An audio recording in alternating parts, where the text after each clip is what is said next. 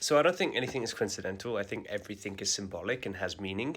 There's a reason why you have created it or the reason why it's rendering before you. And it just takes a observant mind to be able to see the significance and importance of what's being presented. So what I've just learned is that 2026 is the year of the horse, which is what I've mentioned in previous videos, but it's not just a horse, it's a fire horse. What does that mean? Well, because it's ending in a 6, it gives it a fire element, which means that it's filled with a lot more ambition. There's this act of like purification as it burns away a lot of old ways of being, like old paths, old trails, and it trails blaze forward with this creative initiatory energy. We are birthing and creating something. We are pushing forward with a lot of passion, a lot of energy, and a lot of momentum. And that's what I've been feeling intuitively, because the past few years has been pretty slow, it's been pretty sluggish. We've been building slowly, incrementally, we've been shedding and letting go, we've been healing and processing so much.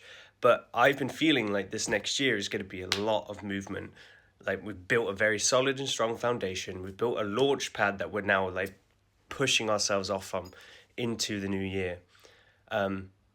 Now, according to the Chinese calendar, it doesn't start until the Aquarius full moon, which is about February 17th, around there. I think I might have to double check that, but it's around mid-February. And that's when the new year starts beginning, which again is what I'm feeling. I'm feeling like as we start to usher into spring, which will be March, April time, then we're really going to start receiving some of the fruits of our labors over the past few years. I have a really good feeling about this next year. I don't think it's going to be easier, and I think that's important to emphasize.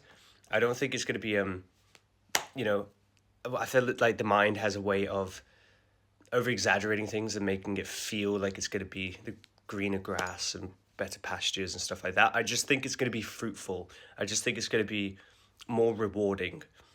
Like, before there was so much inner work. Here we're going to start receiving some of the external validation and reflection of all the work that we've been doing. It'll be more satisfying in that sense, be a lot more passion.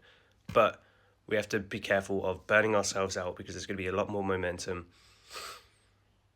as well as confronting other people's egos, as well as things that keep us stuck or stagnant. That's going to be especially challenging and difficult if we feel any kinds of limitations. And if we aren't expressing ourselves creatively and passionately, then we'll start to wean into like more of a depressive, anxiety-ridden state. But nonetheless, as long as you're acting in the right ways, I think it's going to be an incredible year, especially for the creatives and artists.